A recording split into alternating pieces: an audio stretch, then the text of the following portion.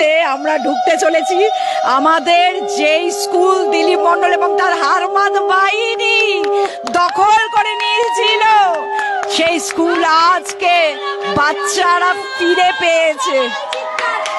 তো সেই স্কুল আজ কলরবে মেতে উঠেছে, আজকে সেই স্কুল কলরবে মেতে উঠেছে। যাও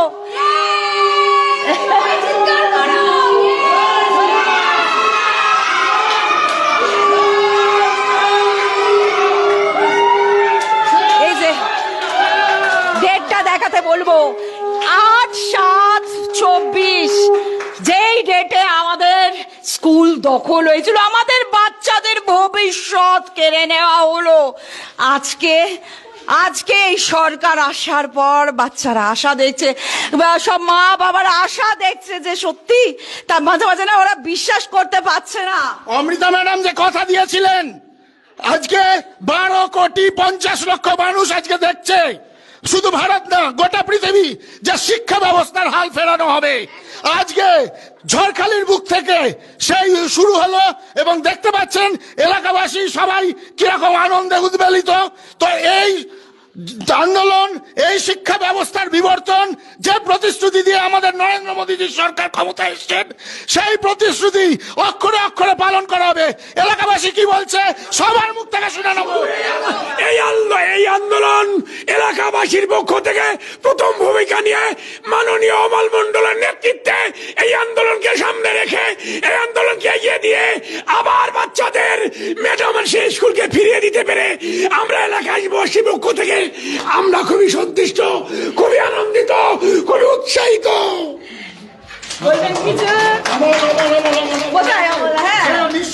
আচ্ছা, হ্যাঁ, যে নিঃশব্দে আমাকে সবসময় বলতো, ম্যাডাম আপনি আসুন, আমি এলাম না, যেদিন আমি স্কুল খুলবো তার আগে আমি স্কুলে ঢুকবো না, আমার বাচ্চা ছাড়া আমি স্কুলে ঢুকবো না। তো এটা একটা আমার এই লড়াই লড়তে লড়তে গলাটা ভেঙে গেছে, কিন্তু এর মধ্যেও একটা আনন্দ আছে, যখন নাকি একটু বড় হয়ে গেছে আমার বাচ্চারা কিন্তু ওদের ফিরে পাওয়ার আমার সুখের দিন। আমি আপনাদেরকে দীর্ঘদিন ধরে এই লড়াইয়ে সামিল হয়ে সাথ দিতে পেরেছি এবং আজকে আপনাদের হাতে, আপনাদেরই প্রতিষ্ঠান, আমাদের এলাকাবাসীর প্রতিষ্ঠান আপনাদের হাতে তুলে দিতে পেরে আমি গর্বিত।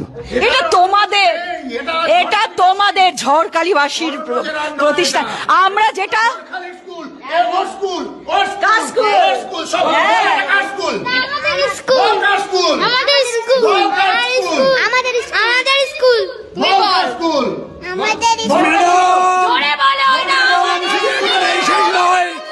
পশ্চিম বাংলার অলিতে গলিতে এমন হাজার হাজার এনজিওর স্কুল, হাজার হাজার সরকারি স্কুল, হাজার হাজার প্রতিষ্ঠান বন্ধ করে দিয়েছে ওই আরমাদ বাহিনী, তৃণমূলের গুন্ডা বাহিনী।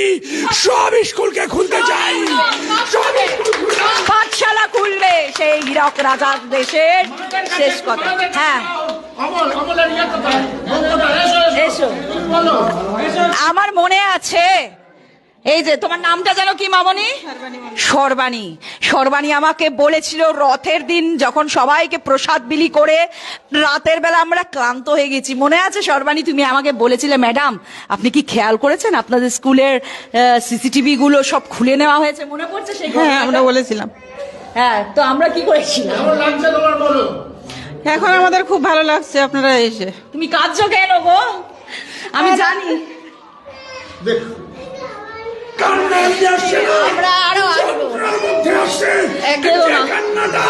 শুধু কান্না নয়, পশু এবং সাধারণ আনন্দিত মানুষের কান্না, মানুষের আনন্দ আজ কান্না বেরিয়ে আসছে।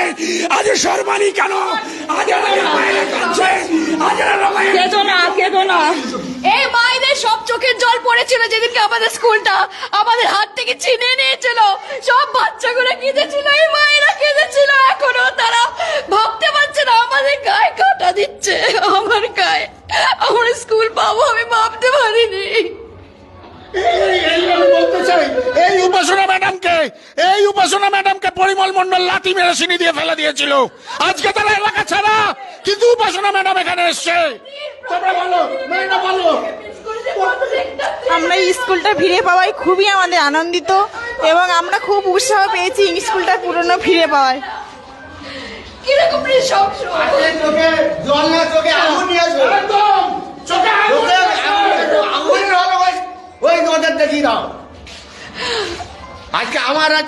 পঙ্গু করে দিয়েছে।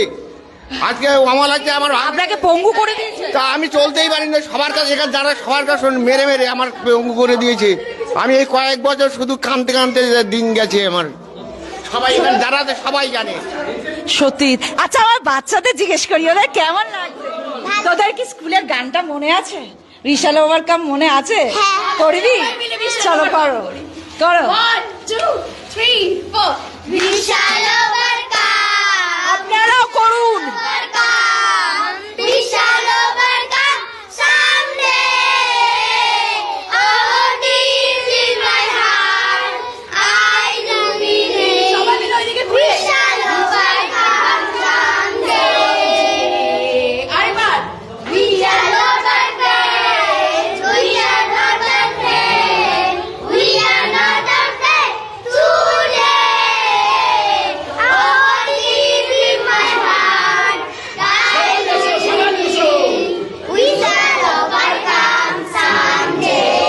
আচ্ছা, একটা জিনিস দেখাতে চাই। এই যে আমাদের বাচ্চাদের প্রেয়ার এখনো আছে, এখানে জল জল করছে।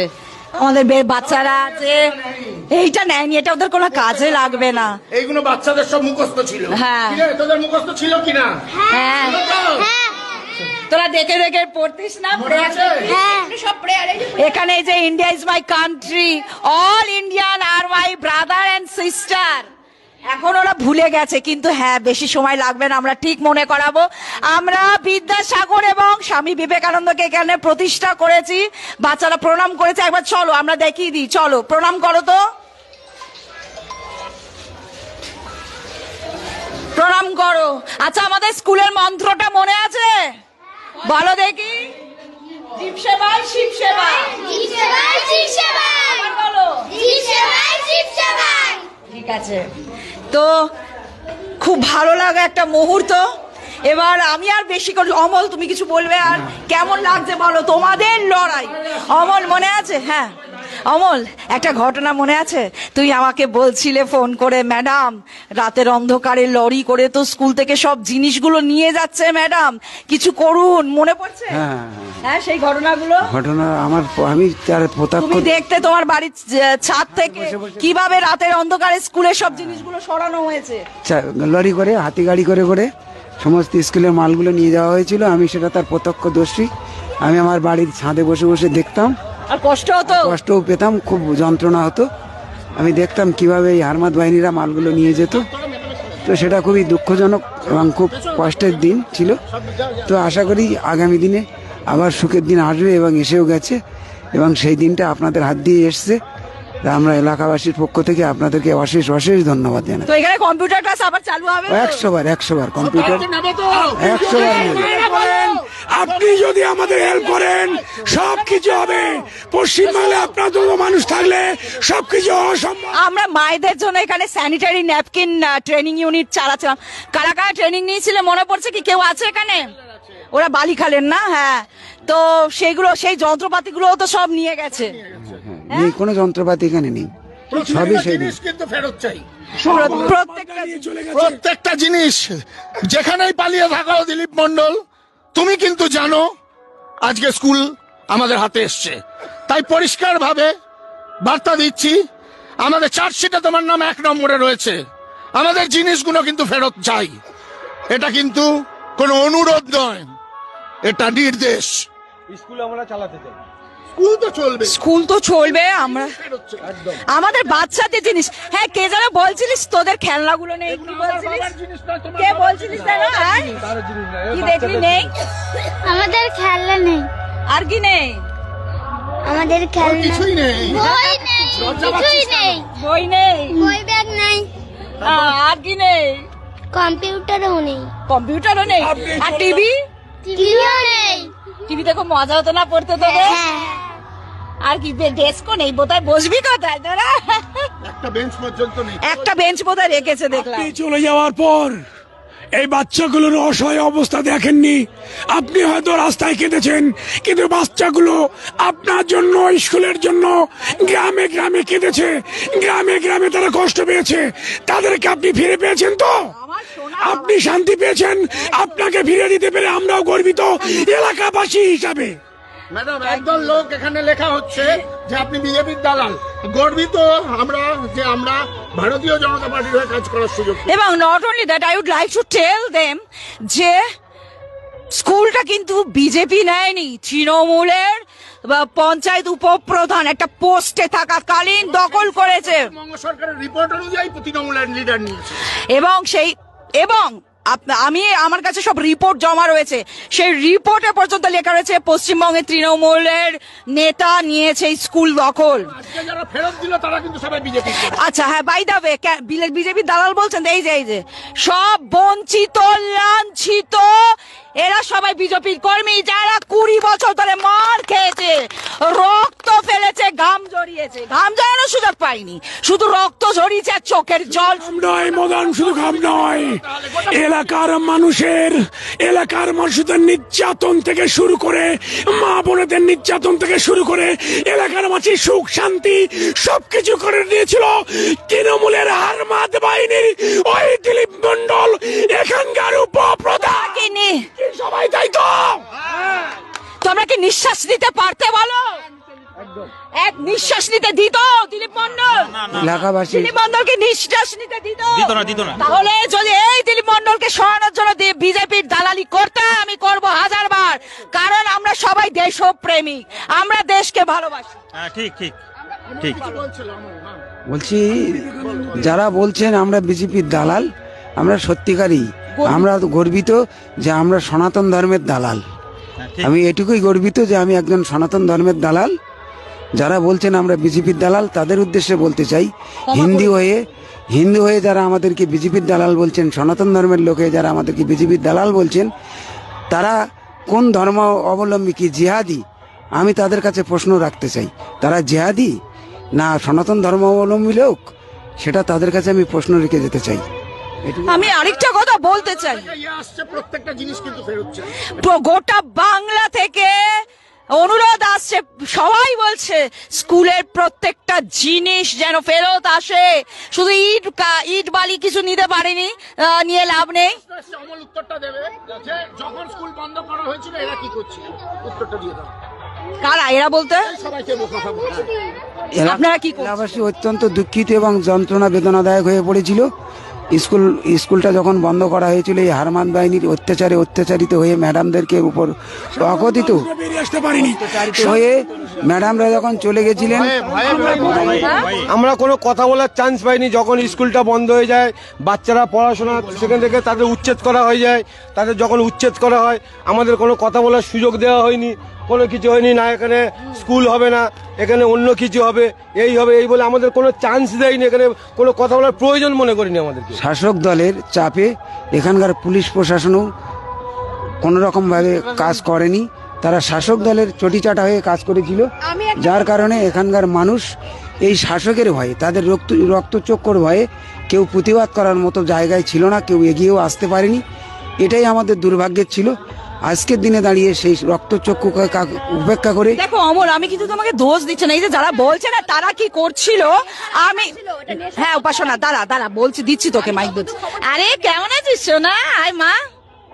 হ্যাঁ, যেটা বলছিলাম যে যারা বলছে না তারা তখন কি করছিল, আমি দিনের পর দিন নবান্নতে গেছি, নবান্নের সব কর্মীরা আমাকে হেল্প করছে, বলছে ম্যাডাম আপনি এটা করুন সেটা করুন, সবাই চেয়েছে স্কুলটা করুক।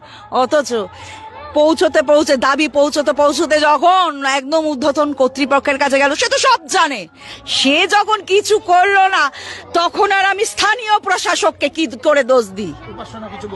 আমার খারাপ লাগছে, এইখানটায় আমরা মা সরস্বতীর পুজো করি, এখানে আমরা দুর্গা পুজো করি, সেখানে কিনা আমরা যখন ছিলাম না, আমরা ভেবেছিলাম হয়তো ঠিক আছে যদি আমরা বেরিয়ে যাই এখানে আবার নতুন করে হয়তো স্কুল করবে না, ওরা স্কুল করেনি, উল্টে এখানে সব নেশার আখড়া বসিয়েছিল।